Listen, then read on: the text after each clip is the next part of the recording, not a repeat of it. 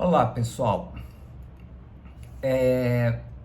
Vamos falar sobre o perigo do LDL colesterol, tá?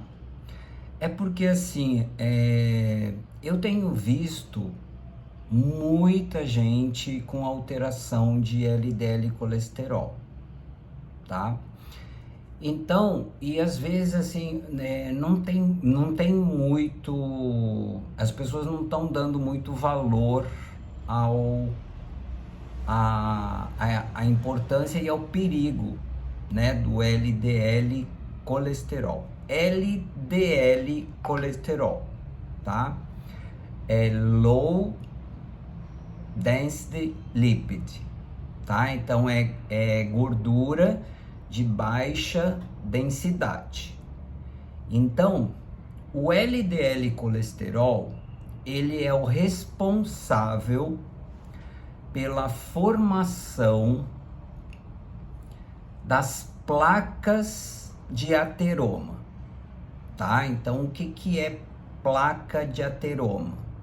É quando se forma uma plaquinha na artéria e essa placa, ela começa a crescer por causa do constante aumento ou do nível alto circulante de LDL colesterol. Eu vou fazer um outro vídeo mostrando, né? Vou pegar um desenho e eu vou mostrar como é que essas placas começam a se formar, tá? Então, o importante entender é que o LDL colesterol é uma gordura que não é a gordura que está no corpo, tá? Então, não é essa gordura corporal. É uma gordura circulante. Então, ela está constantemente circulando pelo nosso organismo. E quando a gente apresenta esse nível elevado, né? O que é um nível elevado? É acima de 100, tá? O LDL colesterol, se ele estiver acima de 100, ele é considerado alto, tá? Então, assim, o que a gente precisa fazer?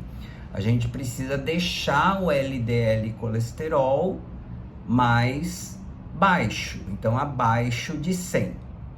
Mas o 100 é para as pessoas que não têm nenhum fator de risco e também não têm histórico familiar de doença cardiovascular isquêmica, tá?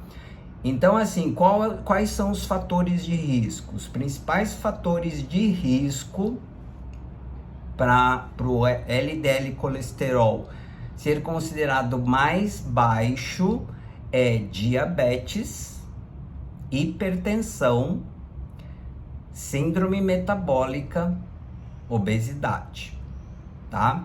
Então, esses são fatores de risco. E o que quer dizer o fator de risco? É que quando você tem algum fator de risco, o nível de LDL considerado normal, ele não é mais 100, ele passa a ser 70, tá?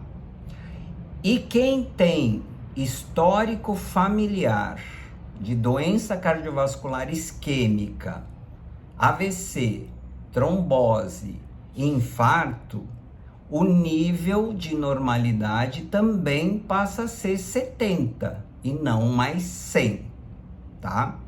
Então, o grande perigo do LDL colesterol é formação de placa, e quando a placa ela entope a artéria, vai acontecer o problema, né? Que pode ser um AVC isquêmico, tá? Não hemorrágico, tá? O hemorrágico, ele é devido à hipertensão. Então, AVC isquêmico, trombose e infarto agudo do miocárdio, tá? Agora, assim, como é que a gente reduz esse LDL colesterol? A gente reduz o LDL colesterol a partir do controle alimentar. Então, o que a gente não pode comer? A gente não pode comer o que tem gordura saturada, né? Então, tudo que tiver gordura saturada, qual o alimento que tem mais gordura saturada? Carne vermelha, né? A carne vermelha tem gordura saturada. Chocolate tem gordura saturada.